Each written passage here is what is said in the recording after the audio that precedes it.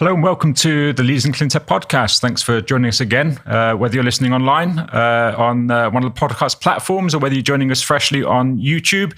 If you haven't yet visited YouTube, please do subscribe there. You can watch as well as listen to the podcasts in the future. Today, I've got a fantastic guest, a company I first met in Berlin about 3 years ago at an eco summit we're pitching for investment at that time. And they have a solution which is so obvious and yet wasn't at all. And it's such an impact that they're able to make through their solution, which is essentially off-grid power. But if you listen in, there's some fascinating takes in different markets where you wouldn't necessarily expect that to be providing a great solution in terms of the battle against climate change and all these bad things which happen at the moment. All of these technologies make a massive difference. And the entrepreneur stories are always the critical things that I love. And Andreas has a really interesting story to tell. Andreas Sedlmayr, who's the co-founder of Instagrid, who's my guest today. I hope you enjoy the episode. Hello, Andreas. Welcome to the Leaders in Cleantech podcast. Hi, David. Thanks for having me. It's good at last. I've been talking for some time and it's great to have you on the podcast at last. So lots to talk about.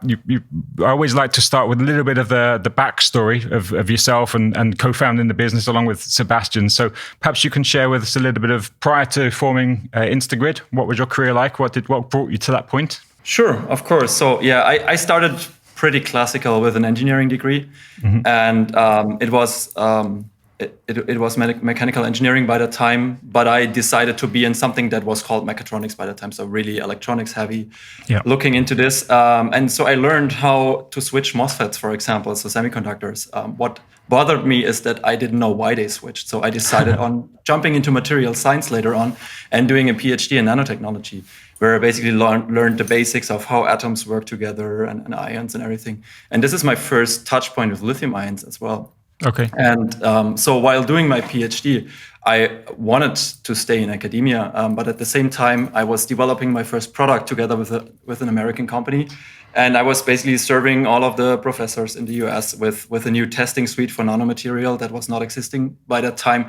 And so giving a product to the hands of people intrigued me so much that I said, okay, I'm going to quit academia and go really into what I call industrialization. So make sure that I'm closer to 20, 30 years of a product being in the market. So rather 1 or 2 years and making sure I'm directly attached to a market. And that's where I decided to join a large German corporation. And I did that through a management talent track, where I was basically given the task of rotating through the company and being prepared for the first leadership role, which was really great because this was, so I came with a little bit of knowledge in lithium ion technology, and then I was given the task of really going through that entire product lifecycle. So I really started in material science again, which was my home base, but I was on the other side that I am today. So I was with venture capital as well, so with the corporate venture capital. Rating battery startups, making sure that we invest into the right startups, and then even went away to Singapore, so to Asia, and developed a product for off-grid electrification in the ASEAN market, which was really interesting. And last but not least, I was one of the first to really release a traction battery to the market. So for the first Porsche Panamera, it was a hybrid electric vehicle, and I was basically responsible for the aftermarket concept. So really, I did it from material science. How do you push ions through a lattice into how do you get them back and how do you refurbish them? How do you recycle them? I did the entire product life cycle, which of course helps me in the position that I am today as well. Yeah. So at what point did you then think of founding your own company or co-founding, and where did you meet Sebastian, and how did that sort of genesis happen? So in all honesty, the first time I thought about that was after my studies. So today I have to admit that I'm an entrepreneur at heart, and I can say the same for Sebastian. So I thought the first time about that. The second time when I left academia, so when I finished my PhD, but at that time I already had signed a contract with the German corporation. So I basically had many ideas on the way, and often the ideas were not the right ones, and sometimes the people that you meet, that you want to found a company with, don't match. And this time it worked out both. So I met Sebastian, which has a pretty similar development. So studying, then doing a PhD.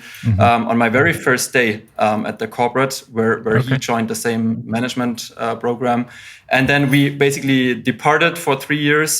He went more into the US, I went to Asia. And so we both did a lot of battery things. On my side, it was really the rural electrification. For him, it was more containerized storage for hooking on offshore wind power and things like that. And then we met again, and we worked 3 years back to back in one of the largest tool corporations in the world, so Robert Bosch Power Tools. Mm-hmm. And I was basically responsible for the industrialization of batteries and chargers, and Sebastian was responsible for the industrialization of the power electronics. Right. So we led a co-led a department that was an internal supplier for the drivetrain, so for the DC drivetrain, 25% year-over-year growth. So it was also a little bit of a startup-y environment there. Mm-hmm. But it was not enough for us. Yeah, so we decided to jump on our own track, which I'm sure we will discuss later. Absolutely, yeah. No, it's a good journey, and obviously a perfect one from a technical perspective. But and Robert Bosch, I know, a fantastic company, by the way. I've worked with them in the past, but not necessarily the fastest moving of organizations. So that must have been a little bit of a cultural difference from being there. Good, I say, cool people, good company, but starting up is a bit different, right? It's totally different. Yeah. So I mean, when you start up, I always tell people, you have a blank sheet of paper that you can fill. So I left 135 years of heritage, which on one side, honestly, after 1 year, when we had a couple of people and the night before somebody new joined, we had to order the business cards and do all of the onboarding on Microsoft Suite and things like that, and Slack. I always wished to have back the Bosch IT department. But at the same time, if you look into product development processes, which are great in corporates, but span like 1,100 pages or something like this, and essentially 12, 13 pages are used, we could really take that back to a level that suits really a company of 2, 3, 4 people at the very beginning, and develop it from scratch and leave out everything that we found bad and take everything with us that we found good. Yeah. No, super bag. And we'll return to that, by the way. But I'm keen to talk a little bit about the product, because I've been in and around Cleantech and solar and batteries for instance, 2007. So and worked with energy storage businesses, both stationary and mobility storage, for quite some time. But when I sat at Eco Summit, it must be 2 or 3 years ago, maybe, and Sebastian was pitching Instagrid, and it just hit me like, why is nobody doing this, right? This is such an obvious thing and such an important thing that people will walk past, a use case and not think twice about it. And yet there's so much damage that's done by not utilizing a product like Instagrid. So share a little bit more then about exactly who are Instagrid. What's the product? What's the solution? What's the problem that you're solving? Yeah, thanks for pointing that out. It's probably one of the most underrated things if we talk about getting away from combustion technology. So you see the product in the back. It's a portable power supply. Nothing more. It's really a socket, and it has socket-like output power. So it's when we designed it, we looked into 5 criteria. We said, if it's really tailored for professionals, which the things that we have today are not, then it has to have 5 things, which is really grid-like power. That we don't compromise on power. So grid-like power doesn't only mean that it's 16 amps straight, continuous. It means you have the stiffness of the grid, you have the peak powers of the grid. So it can turn any large machinery. The second one, for a professional, it has to be lightweight. So you need to carry it in one hand, because your tool or whatever you have goes into your other hand. The third one is compact. You have to fit it into any size of trunk. Mm-hmm. And the fourth one, really important, which nobody has today, is robust and waterproof. So usually I'm going to talk about the challenges that we had and why we did that in a second. But usually things are not IP rated. So you put them into rain, they're done. And now imagine a guy like this doing a diamond core drilling and putting the system into rain, into concrete slurry. It wouldn't work after a day. And so was not the technology that was out there was not meant for professional use. And the fifth one, you've been talking a lot about range anxiety in your previous podcast as well, is the range anxiety. So you have to have enough power to bring the people through your workday, right? Yeah. And that were the 5 criteria. And we basically stumbled upon that when we visited a lot of customers, and we saw that for small machinery, so I did the small battery packs for Bosch Power Tools. You could not imagine today to have a drill driver that has a cord, right? Because it's so convenient. It's a 100 watt-hour battery, and it lasts the entire day. Yeah. But now if you go into things like the diamond core drilling in the back, which is really hungry and needs a lot of demand, you're left with a solution that's from the last century, which is combustion-based, which is a so-called generator or genset. Yeah. And realizing that and looking into this and thinking about why is there no solution for the 21st century, and then looking into how much of a problem is that actually, and seeing that almost 2 billion people in the world work mobilely. So it's not only construction, it's film and media, it's event technology. We can talk about a couple of them later if you want to. But it's really, so these people are left with something that is inefficient, that's uncomfortable, that's polluting, that's the most expensive way of generating mobile electricity. And at the same time, so what would a corporation like Bosch, or to name others, Makita, DeWalt, Milwaukee do? They convert people on their proprietary interface. So they have the proprietary interface. If you buy a Bosch battery, you're not going to buy a Makita battery after that, because you're locked into their ecosystem, which is great for these companies, right? And in the past, the trunks of these service vehicles, they have been really colorful, and today they have one color because you're in one battery system. And so we said, what we knew, and that's where I'm also really grateful to have received a great education with a large corporation, is the economy of scale really matters. And I've listened to your podcast with Inapta a while ago, and they also said they think their product really like a product, not like this solution approach that is always tailored, but it's really a standardized product that reaches economy of scale fast. And this is the same that we did. We said, we have to have something single size fits all at the very beginning, and it needs to be scalable because you need to reach economy of scale very quickly. And at the same time, we knew that these large applications like the Diamond Core Drill, but others, so Hilti sells 10,000 a year, then another one sells 5,000 a year. They all add up. And they all add up to the millions of volumes. And at the same time, they all share a common interface, which is standard socket. We calculated at the very beginning there are roughly 1 trillion sockets in the world, and we thought that this is the best interface to go with. And at the same time, AC power is still it's on electricity, it's the diesel of the world, right? So it's so abundant, and you find it everywhere, and you can power almost anything in different segments, and that's why we decided on that. The second thing is, if you think about this core drill there and having 20 kilograms of battery on top, you wouldn't be able to lift it anymore. So you have to split these things. And instead of just doing what others do, like having this large containerized storage, we believe into decentralized storage, and that it's better to equip each tool with a solution than having these large systems that you have to haul around. And so that's where we started. Yeah, no, it's always fascinating where you see the problem and define the solution, but also obviously when we return to the economies of scale as a startup, and sort of, as you say, that the ability to scale the product quickly and cost effectively. But I want to jump back briefly to the solution, because I was speaking at an IAE event earlier this year, and the theme was around electrification of construction sites. And obviously this was mainly with Dan Foss and talking about diggers, offloaders, the machinery, but it's phenomenal how much both pollution, air pollution, and noise pollution is generated by construction sites around the world. And you walk through any city, of course, at the moment, there's construction everywhere, right? So the noise pollution and the physical air pollution that's generated on construction sites is phenomenal, right? So that in itself is a massive opportunity to solve. Exactly. So if you talk in terms of CO2, one generator, so the small below 15 kilowatts that are barely regulated, one generator is as much as a problem as a Euro 6 passenger vehicle. But if you look into air pollution, and I've just returned from a long trip to the US because we're now entering that market as well, and I've talked to CARB, for example, the California Air Resources Board. They are banning generators now from 2028. And starting 2024, actually already with leaf blowers and other things, because the calculations, and we have just shown that with the LIFE project, the EU-funded project that we have done, if you talk about air pollution, these generators are sometimes 60 to 70 times the problem of a Euro 6 passenger vehicle. So you ban all of them from the streets, and at the same time, you're allowing a generator next to an ice cafe or something like this. Yeah. The noise, again, shouldn't be underestimated. The actual noise pollution that these things create, as well as the air pollution.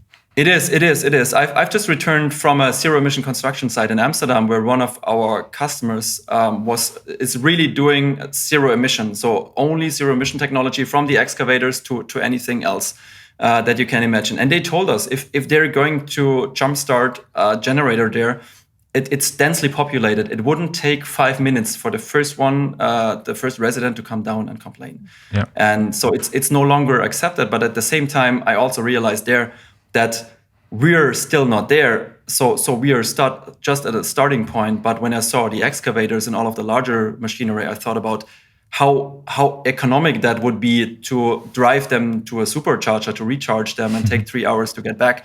So we still have to make sure that the advantage of fossil fuels, which is trading and moving them around and recharging things, that we get to something similar with battery technology. Yeah.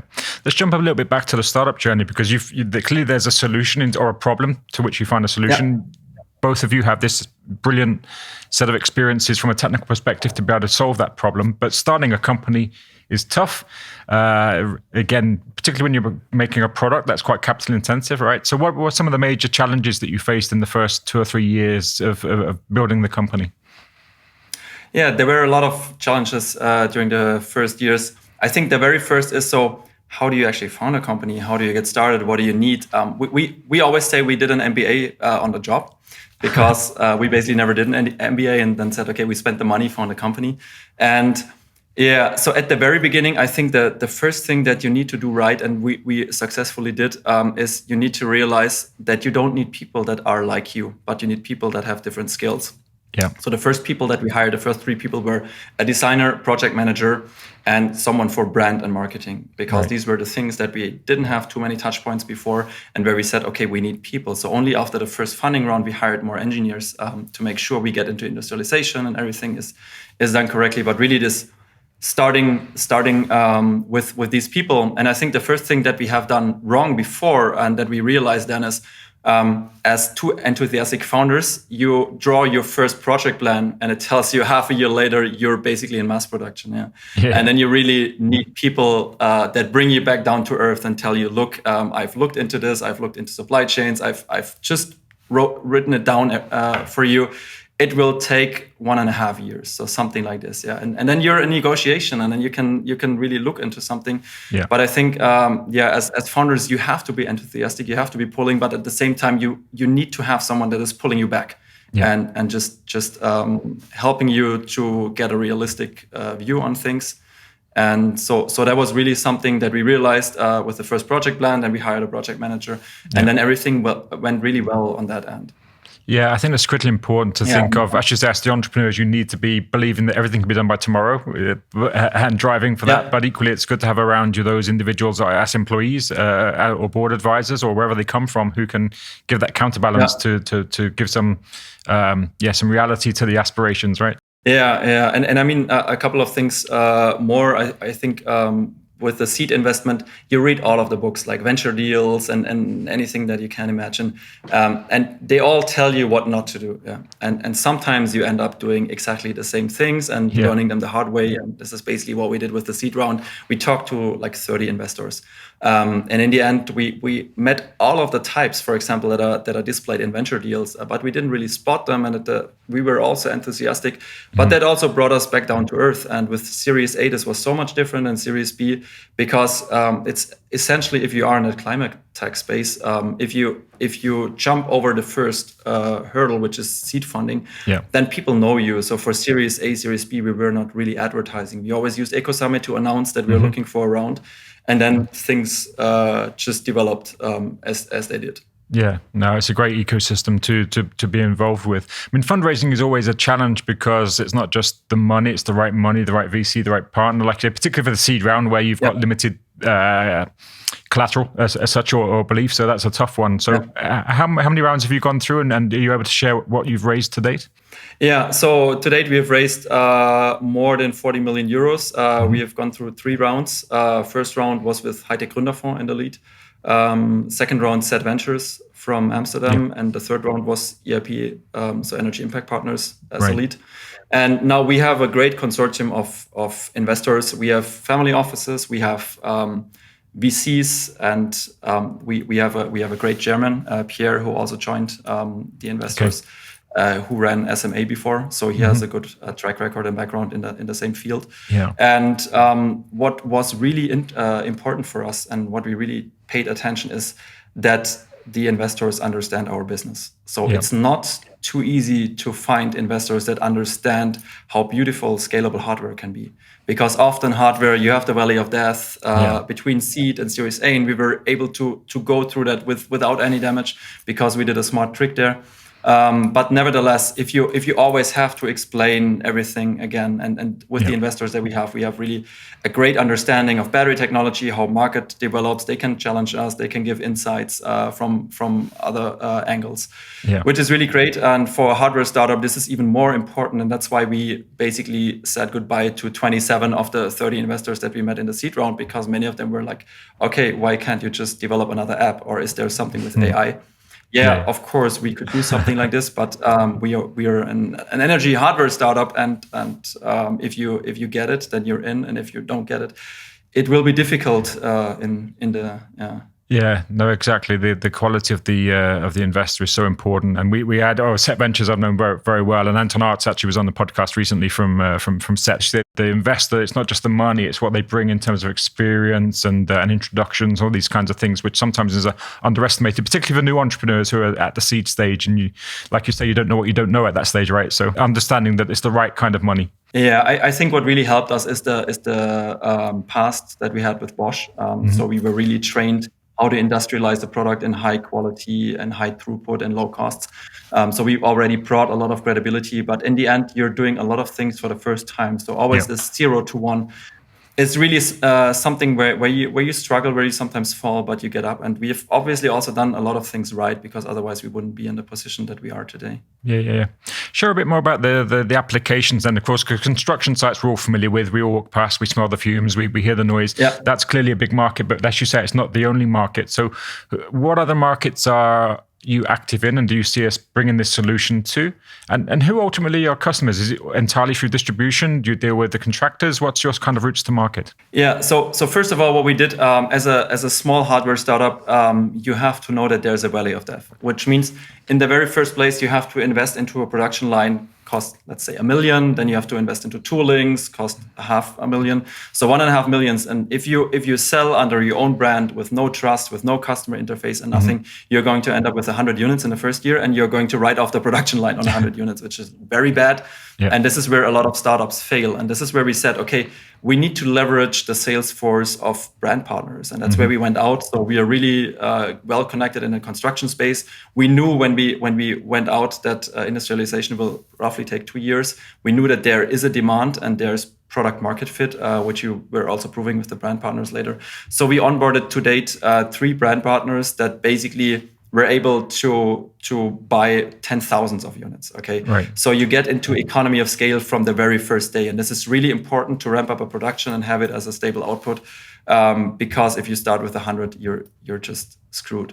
Yeah. So this was really one important thing. At the same time, we saw that a lot of people were coming to us and approaching us and saying like, "Hey, can we purchase with you directly?" So really large accounts, like large construction companies, they always like to work with the OEM. Large rental companies. And so now we are also looking into other verticals. And just to point one out, film and media technology, for example, is very interesting, because what happens right now, for example, in Paris, the new mayor Hidalgo, she basically forbid generators to be used on film and media productions from 2023.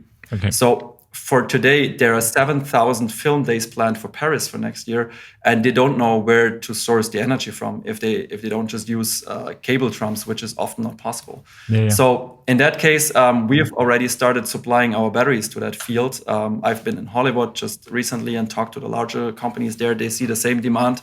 But now we have basically powered like series like Lupin, the outdoor shots in Paris, for example, were powered on Instagrid. And as we are speaking in the UK, the new Star Wars movie, the outdoor shots are also powered with Instagrid. Right. Yeah. Now, there's a lot of filming done in Liverpool, which is where I'm at the moment. And I actually came across this with my solar business, which I formed previously when we were doing some filming for some case studies. And the production company, we insisted we're using not generators because we were a solar company. And they were able to, at the time, find some battery powered from, we used the renewables to power the battery. But it was kind of, we had to cobble this together. It wasn't a thing, but clearly now there is an off-the-shelf solution, so to speak. Exactly. And we see that this product is, as it is good enough for like 70% of the market. And we have realized that we came with a very high hurdle. So starting with construction, which is the most abusive field, so to say, then things are usually okay for film and media, for event technology. They usually ask for other add-ons like fleet management. For example, we were at the very first year, we were approached by a company that is running large concerts in across Europe, and they wanted to power an Ed Sheeran concert and wanted to have decentralized energy. And we were asking them like, okay, this is an abandoned military base. How many of them would you need? And they said, well, 1,000. So that person or that people that run that, they usually don't want to have like 1,000 people standing next to the unit looking at it. Is it charged? Is it empty? So they want to have something like a fleet management where there's one operator that can just replace units if something goes wrong. Yeah. And I guess there's a rental market as well, because again, a lot of people, obviously professionals, use those tools daily, but a lot of sites are just ad hoc, whether it's filming or whether it's construction. So is there a rental market for the product? There is a large rental market. So we have just found that out when we went into the UK now. So we have the first salespeople in the UK. And it turns out the UK is a very mature market. So the UK is using battery technology since a decade. And they have suffered from bad battery technology before. So they were really happy to see our product, and sometimes weren't really able to believe what the small unit can do until we showed it to them. And so the go-to-market strategy in the UK is actually going through these rentals or so-called hire companies over there, because they have thousands of generators that work on railroad tracks, that work in construction companies. And with all of these large construction companies having their sustainability action plans in place, the demand is basically there. So they're asked every day if they have a solution, and now they have one. Yeah, no, perfect. I want to jump back, Andreas, to you for a moment, because again, on the podcast, I think we know about 105 episodes, mostly entrepreneurs and founders, and everybody has a different route to get to where they were. And I always have this question: what entrepreneurs made, or do they happen? And you touched on before, you were saying you kind of wanted to be in academia, and you were obviously very much into the technology, and then you kind of discovered you're an entrepreneur. Was that a surprise? And how did you reconcile that with your earlier plans? Yeah, that's a tough question, I have to say. Maybe I didn't reflect enough on this one, but yeah. So I think I was taught in a very young age already. So I don't know if you're familiar with these bracelets for vessels called stents. So it's a medical technology where you basically can scaffold any artery or something like this that's clogged. So my father basically was one of the people that started that business. So with the age of 5, I could explain people what's a shape memory alloy, which people of course found remarkable. I also find remarkable today, but also a little weird. But that basically also shaped my way into doing new things, getting things done. And then at some point, I really fall in love with academia when I decided to do a PhD, and I really immersed into all of that. But at the same time, then I saw. You always have to see are you the best scientist ever, or where can you contribute most to society, basically. And this is what I asked myself, and I didn't find myself the best scientist in the world, and I didn't know whether I will ever become the best scientist in the world, but I knew that I was a person to move things, and that was already when I was a child. And whenever I was working with people, so even my advisor in PhD, they always said, you're a natural born leader. And actually how I got to Bosch was that one of my colleagues told me, like, there's this assessment center for engineering a greener future of Bosch, and you're the perfect fit for that. So I thought more about that, but I'm also a person that not always thinks 10 times through. I think this is also something that founders need to have. Sometimes you need to make a decision and jump, and that's what I did. And I have to say, I still have very good ties into science and academia, and I talk to people frequently, and all of the professors that I've met along. I can still sleep on their couches and discuss nanotechnology with them. But at the same time, this nanotechnology brought me to the lithium-ion batteries, and I was one of the first people going out of grad school that really came out of that field. And at the time, companies like Bosch and others, they were basically hiring everyone that just could spell lithium. Yeah. And this has now changed for good, of course. But nevertheless, so this was really something that helped shape my career. And then I was intrigued by industrializing things. And so yeah, this is my true passion. Okay, no, it's good to hear that. So you've been through elements of the startup journey. Of course, lots still to be done, lots of scaling still to be done, which I know is going on at a frantic pace, and more fundraising will surely follow. But you've got to a point now where you have obviously a viable business, you have a marketplace, you're into new markets, and lots of things are happening. What has been the most rewarding personally experience in the time since founding the business? I would point out two of them. So the first one is the feedback from the customers. So really, what we have, we're using Slack as an internal communication tool. We have a channel called customer feedback. So now I had the market side, and I always tell my people when they're out with the customers and they get feedback, put it in there, show everyone what customers really do with our units and what they think about the units, be it good or bad. And so the feedback that we got from the very first feedback showing this minimum viable product, which was an ugly wooden box, 100% larger than it is today. And Sebastian and myself were shivering, like, will it work or will it not work? And people really looking into us like, no, this is not possible. I can't believe that I have like 10 people working on this for 5 years and they have not accomplished what you did in 2 months. So this was really one of the rewarding things is this customer feedback that we nailed product market fit and that people love the product. And so we have spent a precious amount of time talking to customers, getting things right. The first product looked Apple-like. So Felix, our designer, did a great job. But when we brought it to the customers, they told us like, this is so nice. I would never put it on a construction site. And so really this product market fit obviously is also important to get the business fueled. And the second one is certainly having such a great team. So hiring the right people. And we spent a lot of time in hiring because at the very beginning, we also did some mistakes there. And then we reiterated. And today we are in a stage where this is really seamless from the first contact until a very, very detailed onboarding to get people up to speed. And then I have 3 children, so I usually bring my children into school, into kindergarten in the morning, and coming in here and seeing that people already were really passionate on something that you have started up is probably the most rewarding thing that I can tell you. Yeah, no, absolutely. Listen, I'm a tech nerd and probably obviously not as much so as you, but the people side of things, clearly you should expect running a headhunting business, but I think a lot of startups, so many get it like yourself, but a lot of companies kind of make shortcuts when it looks at hiring and bringing people on and are too reactive rather than proactive in terms of hiring. But as you've touched on there, the importance of the team and the right people on the right mission with the right values and the right skill set is critical to the success of any company. Exactly. Especially when you scale. So we're growing 100% year after year. So that means you have as many new people every year that you have old people. So you really have to make sure that they share the same values, that the cultural fit is there. So we always start with a cultural fit interview, and it's pretty basic questions. Just asking people like, how do you receive feedback? A wrong answer to that would be like, feedback? I've never asked for feedback. So obviously, right? But sometimes that happens. We have screened more than 2,000 people this year. And this is really important for us because we've also done that wrong at the very beginning sometimes. But right now with 100 people and only 3 people left, we have a very good track record. And in the end, we know that you always have a culture. It just depends whether you end up with your culture or with any culture. If you do that right, and especially Teresa from People and Culture team has spent a very precious amount of time in looking into how do we make sure we have onboarded the right people so we don't have to let go people. Yeah, absolutely. Yeah, you either create the culture or the culture gets created, and you want to make sure that you're in control of that, right? So.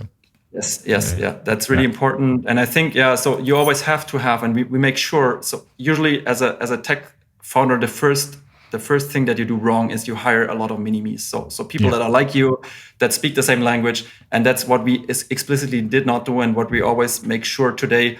If you're too like Sebastian or myself, then we would probably not hire because we like this multitude of opinions. So people also need to have the courage to tell Andreas, you're wrong.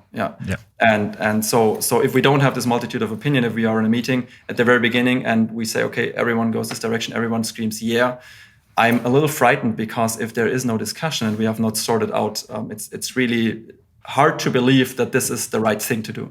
Yeah. I was always brought up with a theory that if there's 3 people in the room and you agree on everything, 2 of you aren't needed. Yeah. But that aspect of diversity, I think, is really important because, again, we do as an industry have a little bit of a diversity issue in terms of gender and ethnicity. Mm-hmm. But to me, gender is not just those things which are critically important, but gender is about different thoughts, different experiences, different opinions, different ways of looking at problems, right? So I think that's critically important. I say you don't hire mini-me's, you get a diverse workforce in every sense. Exactly. We paid a lot of attention to that. I don't have the actual figures in mind, but so the 100 people speak over 20 languages. Right. They come also from over 20 countries. Mm-hmm. In the end.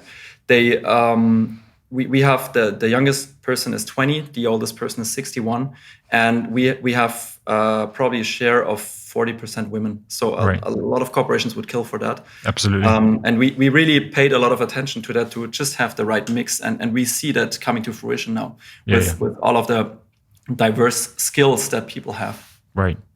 Perfect. Listen, we've been talking far longer than I thought we had, and it's been fascinating. But before we go, we're kind of in a situation at the moment where there's a little bit of a perfect storm. There's the horrendous war in Ukraine. There's climate things happening everywhere. We've got obviously COP going on at the moment. But on the flip side, some of that silver lining comes from that is that there are people making decisions now about banning combustion vehicles, and of course now banning combustion generators. So to some extent, there's a bit of a perfect storm, even though the backdrop is sometimes a little bit scary.